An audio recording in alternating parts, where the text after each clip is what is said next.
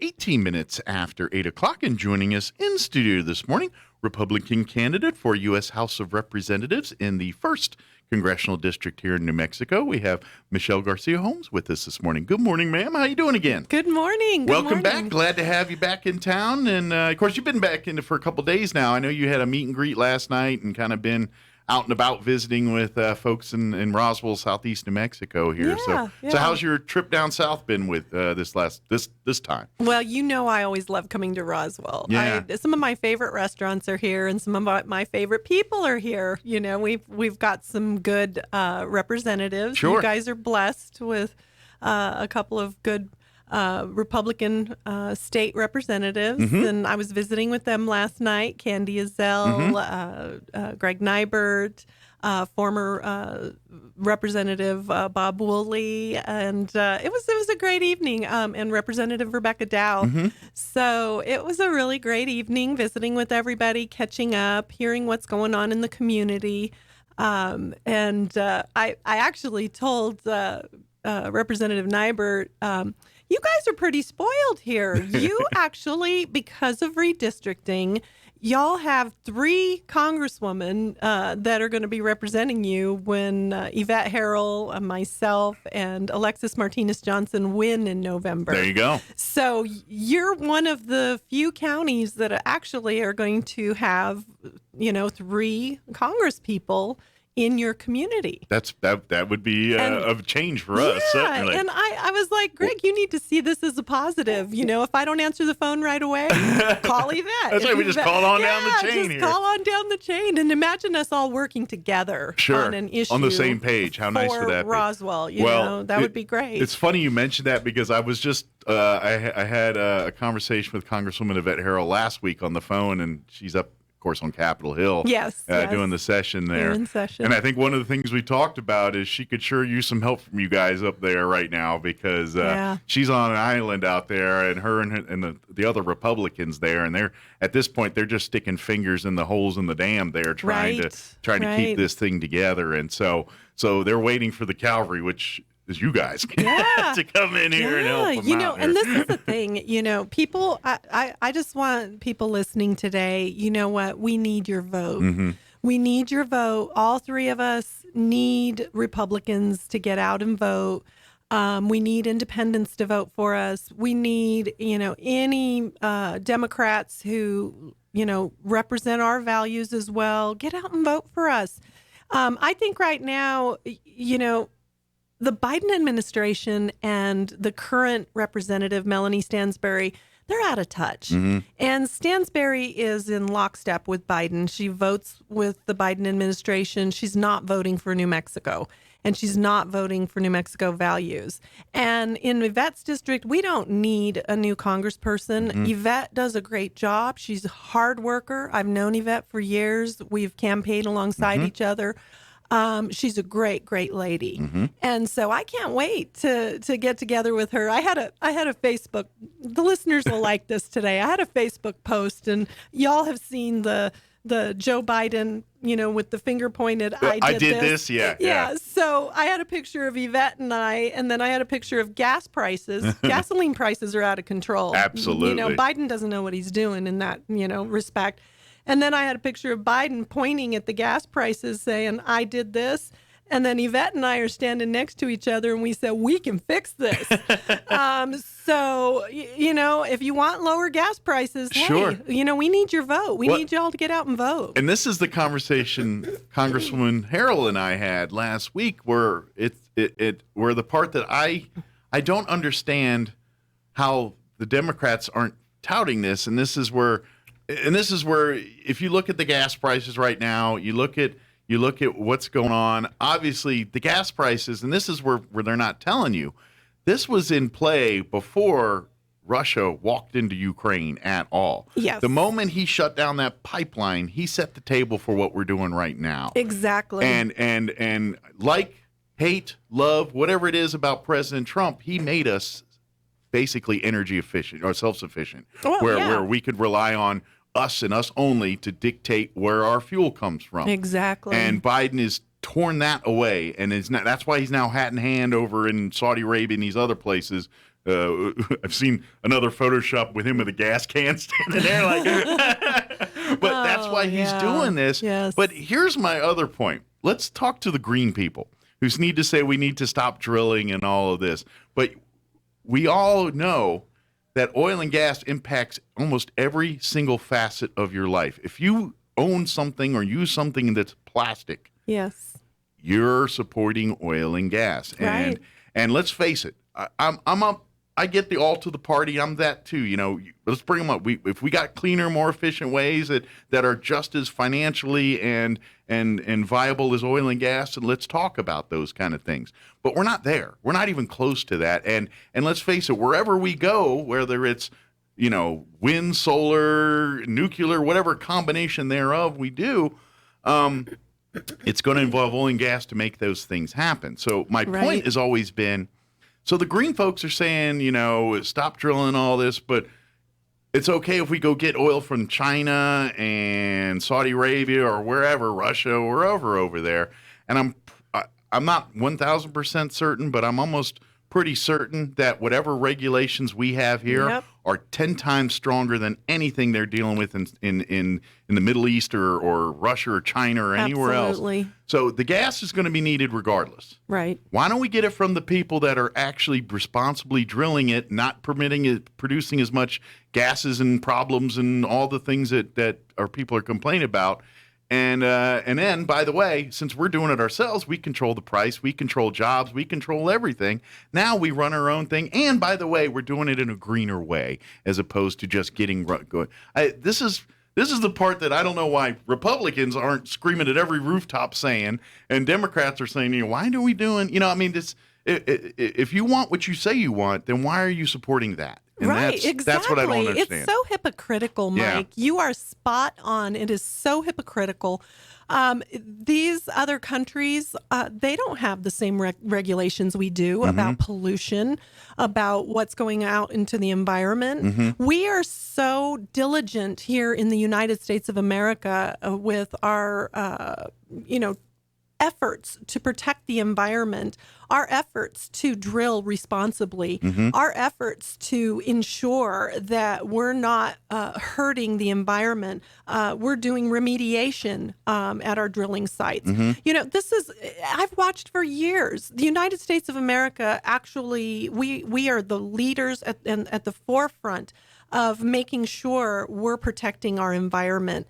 And Republicans actually are leading the charge in that. If you think about it, we're not standing here going, let's pollute the environment all in the name of drilling for oil and gas. Sure. We're not like that. Republicans have been supportive of remediation, things like that, and making sure that we're being responsible. But at the same time, we are very common sense oriented in the fact that we can make America energy independent. And we worked alongside President Trump to make that happen.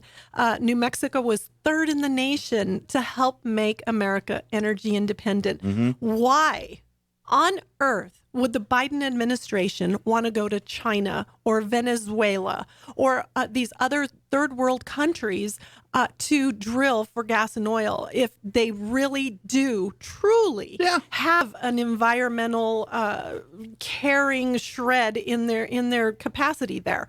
They don't. They're hypocrites. This is all lies.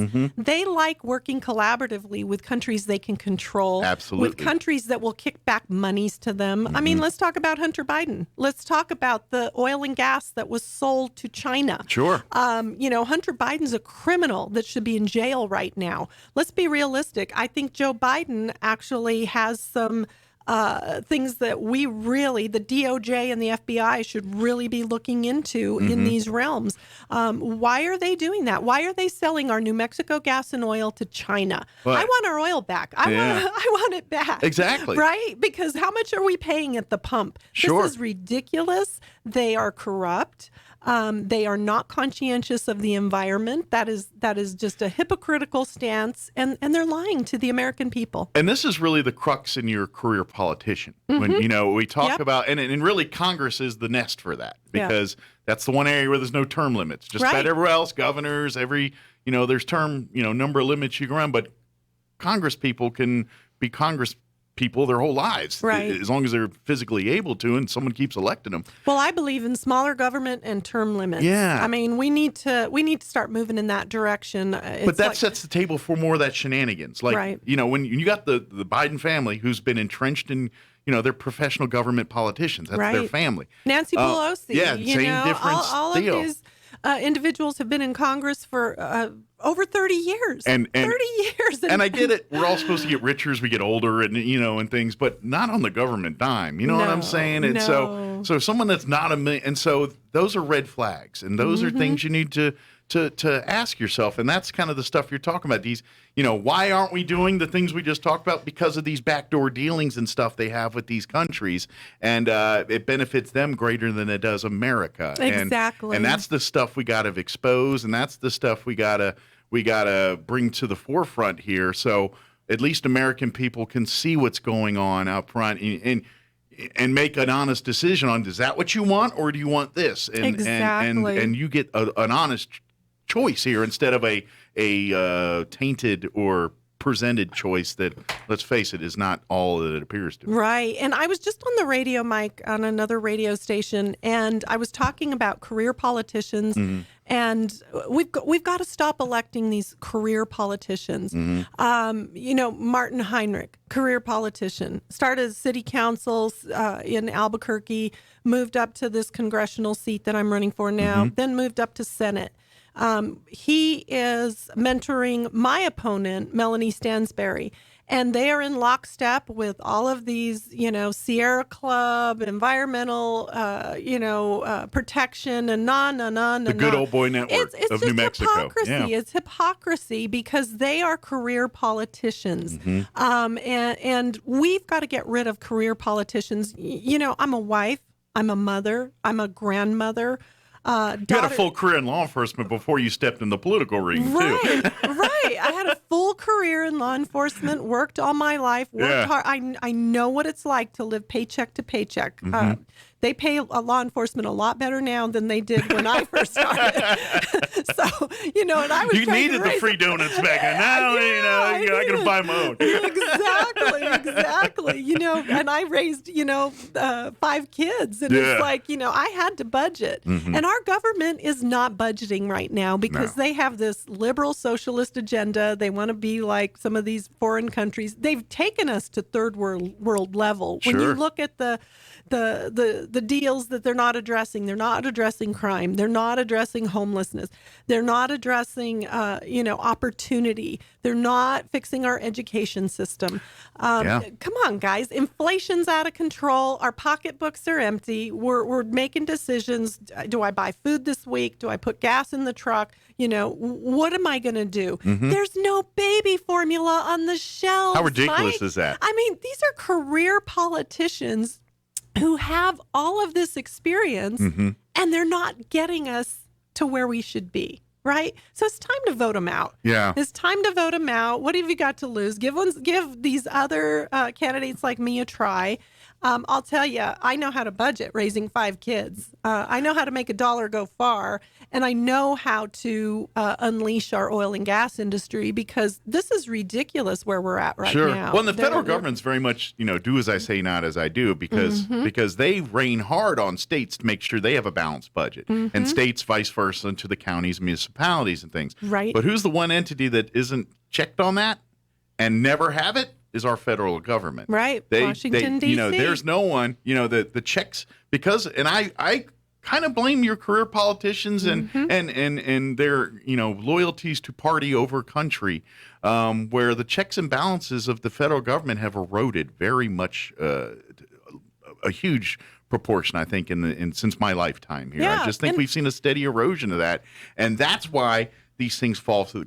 It's good to have a little balance. You look at the New Mexico state legislature. It's been so liberal. It's out of balance. Forever. It's out of balance. And it needs to be brought back to the middle. If not, I'm not even saying let's go from all liberal to all conservative. I don't think that would be great either. I think you need that balance. You need good debate, good people making sound, tangible arguments on both sides in those legislative sessions, because that's when the best laws and the real compromise, the real work, the real tearing apart and seeing, all right, what works and what doesn't work. Right. That's how that happens. But when it's all people like-minded thinking the same thing, then if you slightly disagree with them, it's going to be a whole different world for you. Look at where it's gotten us. I think when you don't have a balance, you don't implement common sense solutions. Yeah. Look at our state legislature. Look at what's going on. A lot of our conservatives are really struggling with, they're operating on the defensive all the time. And really, they're trying to do what's right for the people.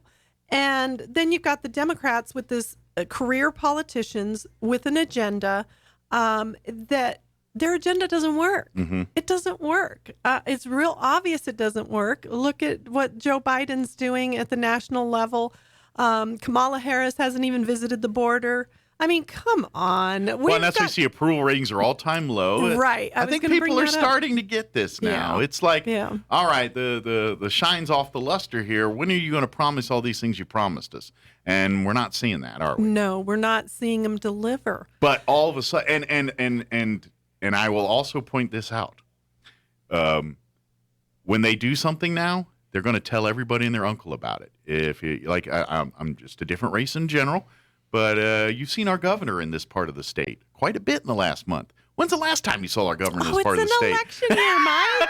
It's an All of a sudden, election she's year. here to fix bridges and everything else. Oh, yeah. When's the last time we saw her? That's this is my point. The same thing Make with the observations and take note of these things. Yeah, and the same thing with Melanie Stansberry. Every election year, they have their little events. I did a Facebook post the other day. I said, you know what? Democrats have not been delivering, and they've just been delivering crumbs on the table. We want a seat at the table. Yeah. We want the whole place setting. We want to start working on some of our issues. And we saw during President Trump's tenure in the White House, America was just moving so fast in such a great direction. And especially New Mexicans saw that. Business owners here in New Mexico, restaurant owners here in New Mexico. I'm hearing now from restaurant owners, the price of cooking oil is 3 times the amount they were paying than when Trump was in office. So folks, the listeners today, I want them to know you're paying for that cooking oil now because the restaurant owners sometimes have to pass the cost on to the consumer, right? Which is the reason why you go to a restaurant and your favorite meal is probably 2 to 3 times higher than it was a couple of years ago. Yeah. It's because of this. And I don't think they're being honest about the inflation rates. We just saw, over 9% inflation increase recently. But I don't think they're being honest. I told my husband, we ran over to the dollar store the other day. I bought a box of Kleenex that I paid $1 for, a couple of years ago. Now it's $1.25. So to me, that's 25%, increase of what I was paying just a few years ago. In the scheme of things, like buck quarter. But if you think about percentages and things, that's an astronomical increase for something like that. And that's huge. And so it's kind of an indicator saying, this is what we're talking about here. Yeah, it's the nickel and dime.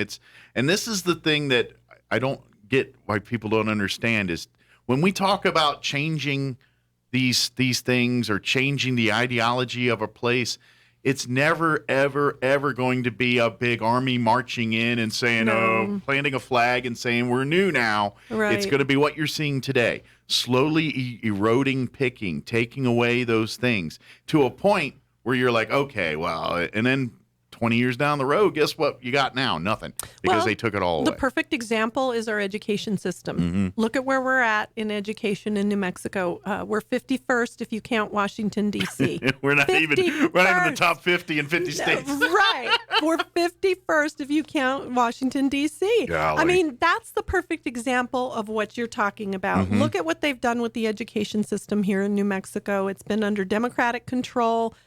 They've been throwing money at it. We're up to $27,000 per child in our education system. I believe in school choice and the money should follow the child. Imagine what you could do with that money, parents out there. If you're listening today, imagine what you could do if the money followed the child, if you had school choice. Absolutely. Imagine then the opportunity that our children would have. I mean, we should be giving them aptitude tests. We should be giving them tests to see what their passion is. And then come alongside our kids and say, hey, you're going to have opportunity because your passion is science. Your passion is math. Your passion is, reading and writing.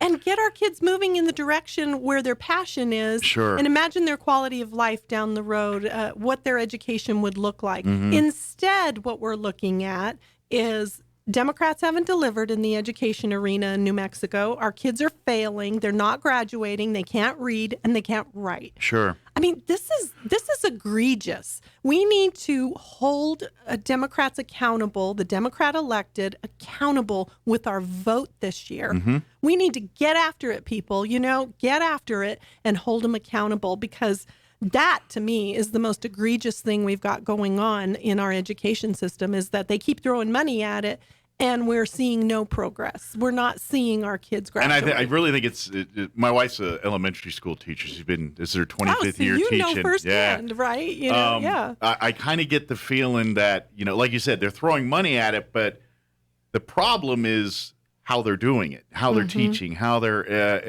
and this is just my opinion. This is just, take it with what it is. I think like the No Child Left Behind ideology really hurt our educational system. And what I mean by that, I understand the concept. I understand we want to give the same opportunity for all kids, regardless of their special needs or genius or somewhere in between, whatever that. I get that. We want to give everyone the same opportunity. However, you can't put them in the same room with the same opportunity is what I mean. Yeah, when you got a classroom full of people that have, because that's what they said, they want to get the special needs in the same room with the people that aren't. And I understand for socialing and all that, that's great. But at the end of the day, now you're holding back kids that have way more capabilities because we've got to wait for the kids that are to catch up. And that's not fair. I'm sorry. The kids. It's not fair to the kids with special needs, because now they've got to struggle and try to keep pace rather than let them go and like you said, excel at those things that they're good at. Study and educate in the things that promote them to be better. Right. And so I think we need to evolve into something more like that, where because we all understand not every kid's going to grow up to be president. Not every kid's going to grow up to be an air conditioner repairman, So let's create school for those desires and interests. And sure, we have our basics and everything else, but once they get, in these older, high schools and college, we're talking about, maybe we need to start specializing our education more to suit the needs of the people, rather than just make it a classification of all must do this. Right. And this is an attack from the left on our freedom and our opportunity, Mike. Yeah. This really is, because what they want to do, what the far left wants to do, is put us all in a box. They always are trying to put us in a box of ethnicity, right? I mean, look at Jill Biden calling us all tacos. Sure. Or look at the new terms they're trying to use, Latinx, Hispanic. They try to put us in boxes. Yeah. And you can't put people who are unique in boxes. Sure. We all have differences. Being a mother of 5, I raised 5 different children, right? I've been through 5 different experiences with each of my individual children. And don't you dare put my children in one box. Right? Just, I just don't understand this whole put me in a box mentality, because I like to think outside the box. I like to think about how, we're going to raise each of these individual kids, lead them down a path of success, and give them opportunity for their future to stand strong on their own. And taking kids with special needs, I had a son. I've been to IEPs. I've been to, volunteered in my son's school. I used to work 4/10s and have Monday, Tuesday, Wednesday off when I was in law enforcement. And I would go to school with him and volunteer and stand alongside. I mean, he had a learning disability. It was minor. It wasn't a real big learning disability, but it was a tremendous opportunity to learn about the educational system and see that you're exactly right. They try to put all the kids in one box. And you see all these 30 kids to a classroom, whatever, and you see all these different kids. They all have different passions. Yeah. They all have different ideas. They all come from different backgrounds. Sure. And that's why I think it's so important to figure out give them an aptitude test, give them Sure. a test to see what their passion is, and lead them in that direction. And it goes back to what you were saying earlier about instead of attaching the money to a district, attach the money to the kid. Right. And then follow where it goes. And then in essence, they can do like what you're saying and go to that direction or go that. And so that sets the table for that. Right. And get the government out of the way. The government is trying to put you in a box. Yeah.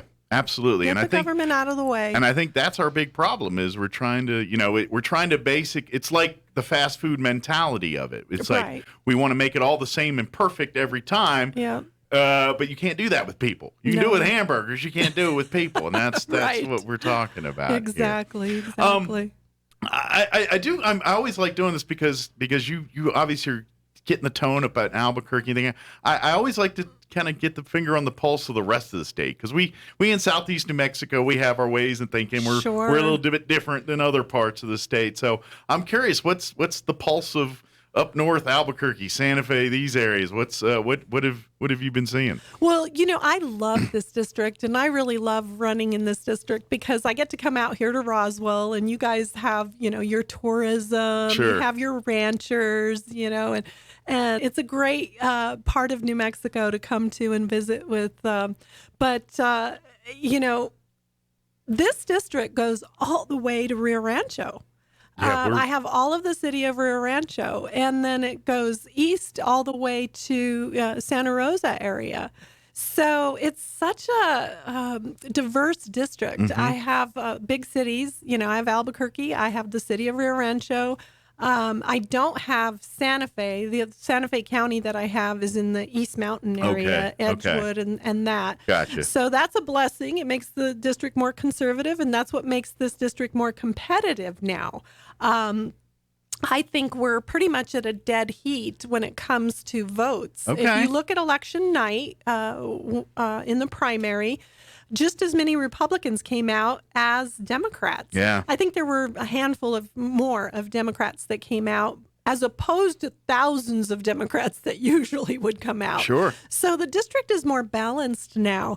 But as I travel to, a city like Rio Rancho, I always compare cities. And I look at Albuquerque, which has a liberal, socialist, progressive Mayor Tim Keller. And then I look at a city like Rio Rancho, which has Mayor Hull, who's a conservative who has been there for a few years, running that city beautifully. I mean, they are low crime. They are huge in opportunity. The city's growing and moving in a wonderful direction. Sure. There are jobs. It's a nice little good schools. image there of the ideology differences there. I mean, compare the two. And this is why I try to speak to the voters in this way and say, don't take my word for it. Compare the cities. Sure. You'll see better run cities by conservatives because they're business friendly.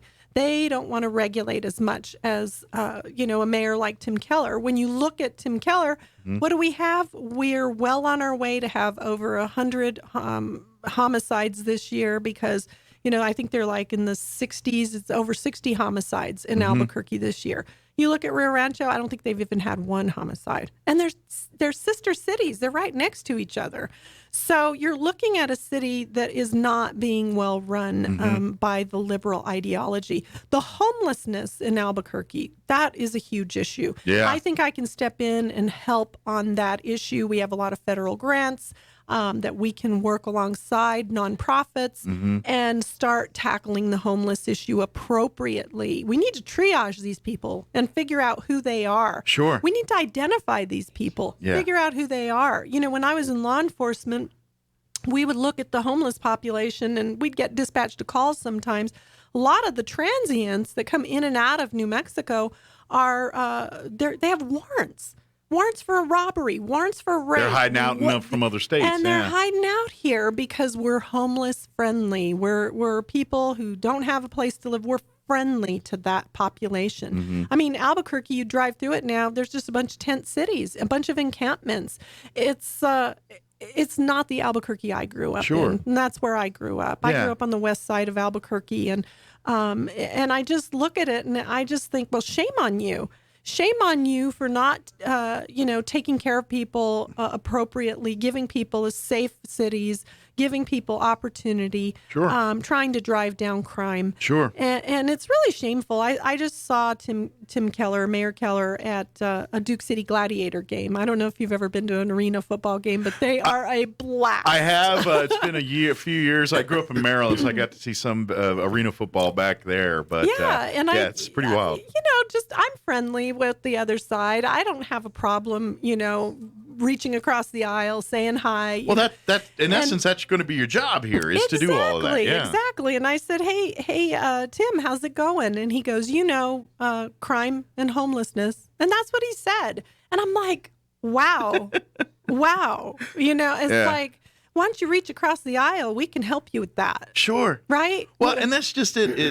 And this is, where the government shouldn't always be in the charity business. That's not, right. But, I believe, this is why we have tax breaks for our churches and things like that.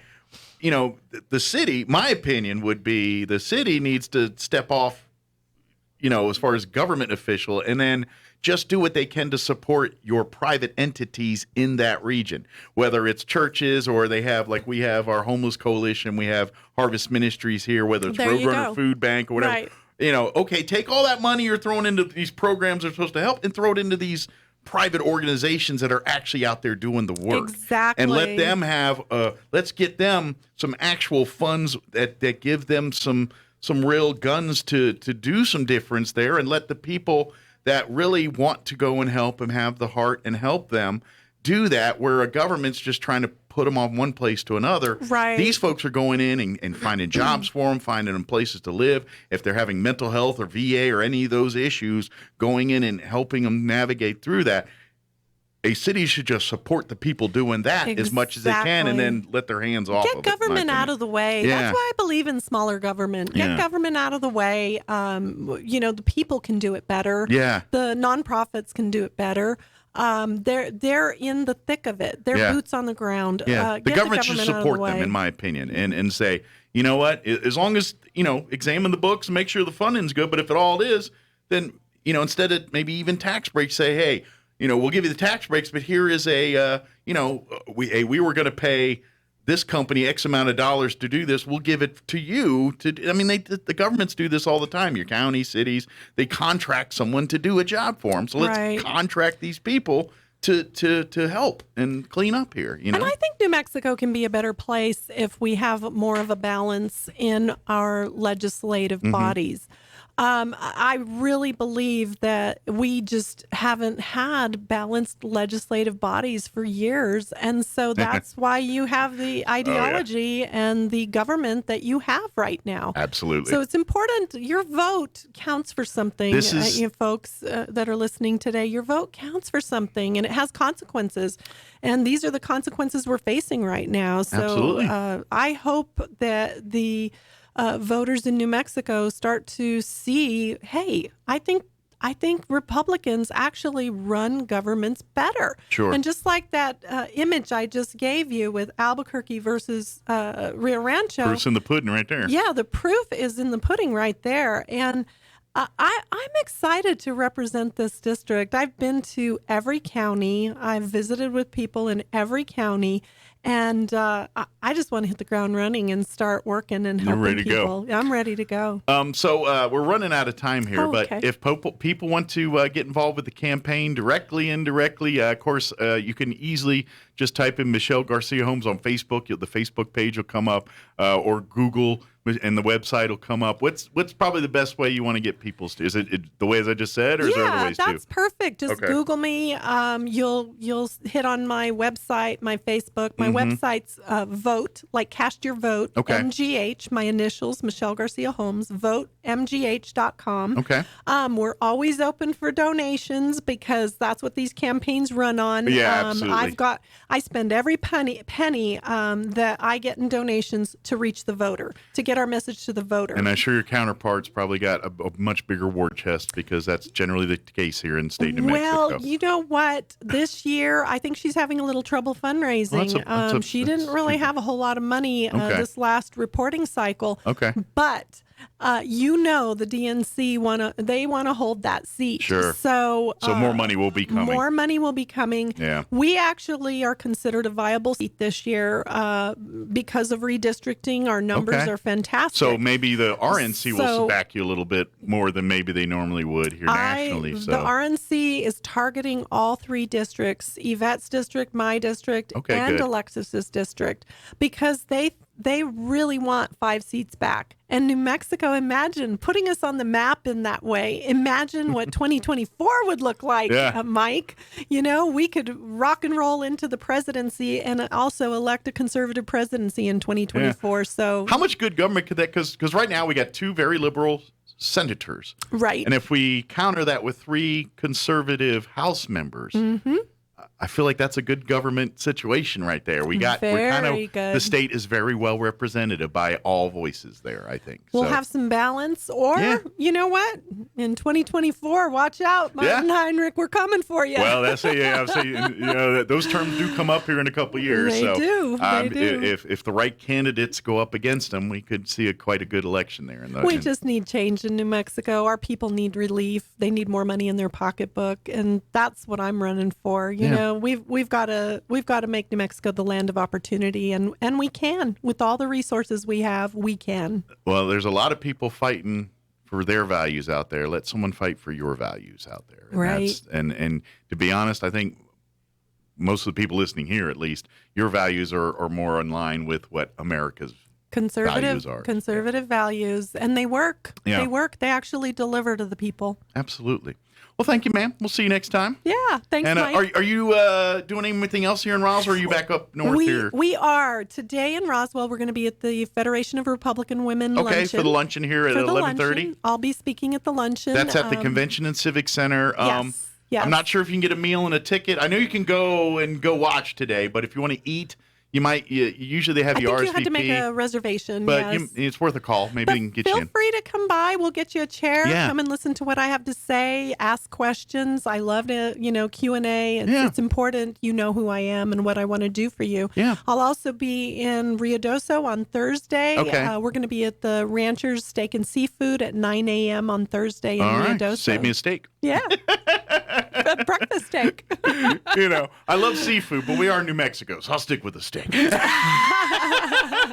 Well, our ranchers like that.